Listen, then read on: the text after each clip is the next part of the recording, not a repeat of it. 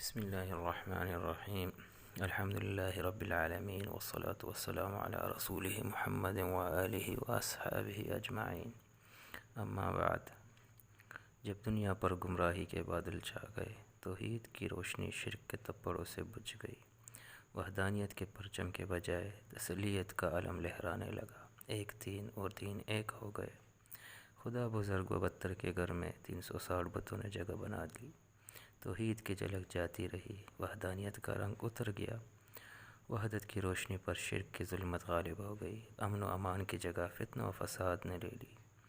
ہر امن پر بجلیاں گرنے لگی، بات بات پر فساد ہونے لگے، بے گناہ لڑکیاں زندہ دفن ہونے لگی، حریت و آزادی کے بجائے غلامی کی زنجیروں گلوں میں پڑنے لگی. جو سجدہ کرنے کے لیے مخلوق ہوئے تھے، انہیں سجدہ ہونے لگا. دنیا حرص و مطالب کہ اماجگاہ بن گئی، عدل و انصاف مفقود ہو گیا. یوم الست کا معاہدہ پرزے پرزے کر دیا گیا، خدا سے بے وفائی کرنے کا ایک قہر مچ گیا. زمین جو صالح اور نیک بندوں کی وراثت میں بھی تھی، تسلیت و کفر کے پرستاروں میں چلی گئی. تلوار اور برچیوں کی کثرت نے آفتاب کے شعاع روک لی. غیر عدلی قوتوں کی خون آشام تلواریں بے نیام ہونے لگی. جہالت نے علم کو حرف غلط کی طرح مٹا دیا تو فاران کے بلند چوٹی سے اللہ اکبر کی صدا فضائے عالم میں گونجی. ریگستان حجاز سے ابر رحمت دنیا پر چھایا. غار حرا سے ایک قدسی صفت انسان مشعل ہدایت لے کر نکلا، اور زمین تہامہ سے دنیا کی رہنمائی کرنے کے لیے خدا ذوالجلال والاکرام نے ایک ہاشمی نبی پیدا کیا، جس نے دنیا کے فلسفیوں کی زبان گنگ اور عالم کے منطقیوں کے نطق پامال کر دیا.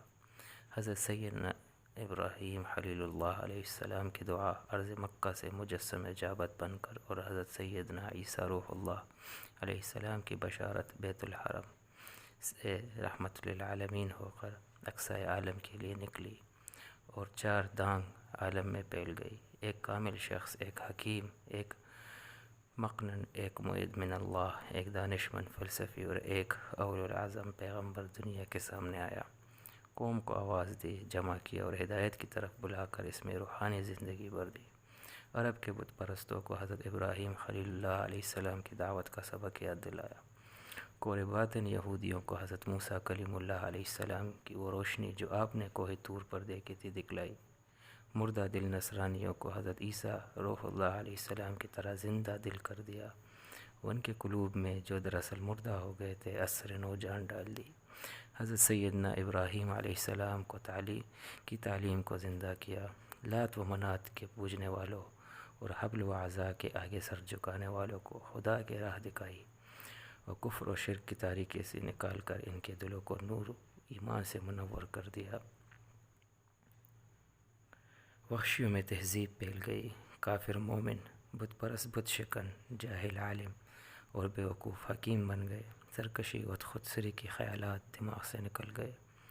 سینے عداوت اور دماغ غرور و نخوت سے خالی ہو گئے. دشمن دوست اور حریف ماں جائے بھائی نظر آنے لگے. اختلاف پھوٹ اور عداوت کا نام و نشان باقی نہ رہا، اور وہ کینہ ور عرب جو ایک ضدی قوم تھی، اسلام کے ایک رشتے میں منسلک ہو گئی.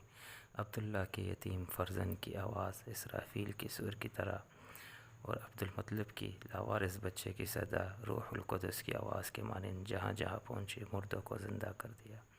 اور عرب و عجم میں اس نے ایک کایا پلٹ کر رکھ دی. خدا کی ایک ایسے بندے کی تقریر جس نے نہ باپ کی شفقت کا مزہ چکھا تھا، نہ ماں کی محبت دیکھی تھی، اور اللہ تعالیٰ کے ایک ایسے امی الرسول کی گفتگو جس نے کسی قسم کی تعلیم و تربیت پائی تھی، نہ درس و تدریس جس کسی نے سنی. وہ ایسا مجسمہ ہدایت بن گیا کہ گویا اس کے قلب ماہیت ہو گئی، اور عرب کے وحشی بدو اور جنگلی لوگ اس کے ایسے تابع فرمان ہو گئے کہ گویا وہ اخلاق و تمدن کے پیکر حقیقی ہے جنہیں سوائے مدنیت کے انتظام کے اور کچھ آتا ہی نہیں.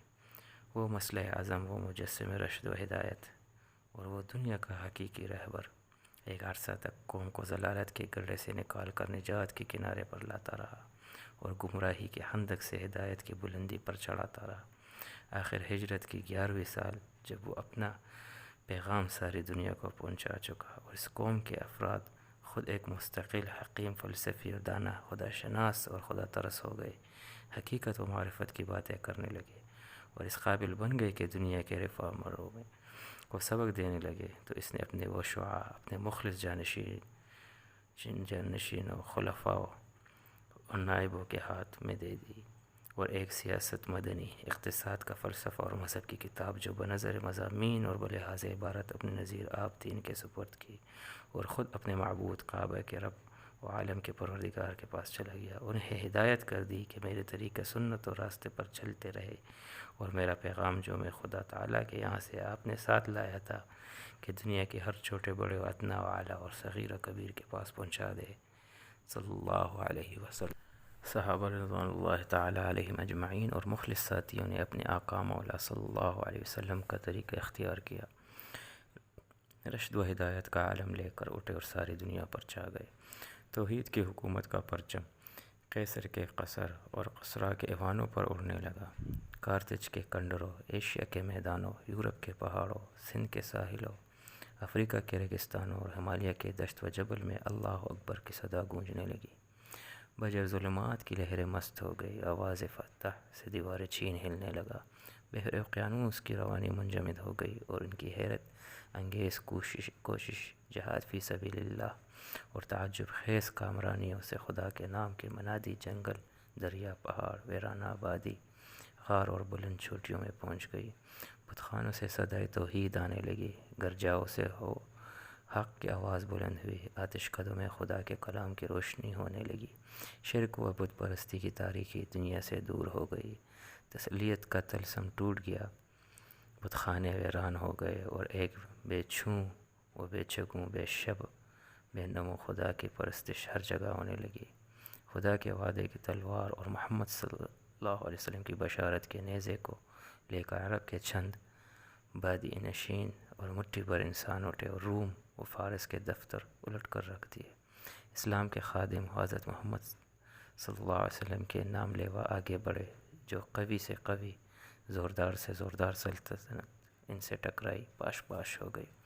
فتح الشام مسلمانوں کے انہی کارناموں کے سلسلے کی ایک کڑی ہے، جسے سید مولا محمد واقدی رحمہ اللہ نے جمع کیا تھا۔ اب چونکہ مسلمانوں کے خون سرد پڑ چکے ہیں، حرارت ہاشمی ان کے اندر باقی نہیں رہی، عجمی شان و شوکت ان کی عربی سادگی سے مبدل ہو کر ان کے جوش و ولولوں کو ٹھنڈا کر چکی ہے۔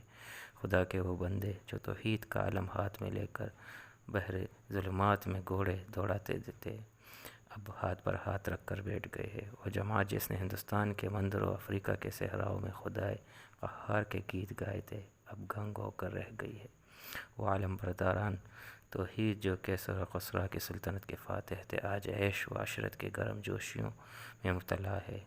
وہ جمہوریت کے شیدائی جو فلسفہ تبلیغ کے لیے معمور ہوئے تھے، آج غلامی کے طوق پہن کر رہ گئے ہیں۔ وہ تہور منش اور پرجلال ہستیاں جن کے نام سے یورپ لرزہ ورندم ہو جاتا تھا، آج اس کے محکوم ہے۔ وہ شجاعت اور بہادری کے مجسمے جن کے سامنے ہندوستان کے بڑے بڑے دہنی پانی بھرتے تھے، آج بزدل ہو کر رہ گئے ہیں۔ وہ پہلا سج جاہ و جلال و بہادری و شجاعت و ہمت و عزم و استقلال یاد دلانے کے لیے اور اس واسطے کو بھولا ہوا سبق انہیں یاد آ جائے اور داستان اسلاف کی ورق گردانی سے ایک دفعہ پھر وہی ہوا لگ جائے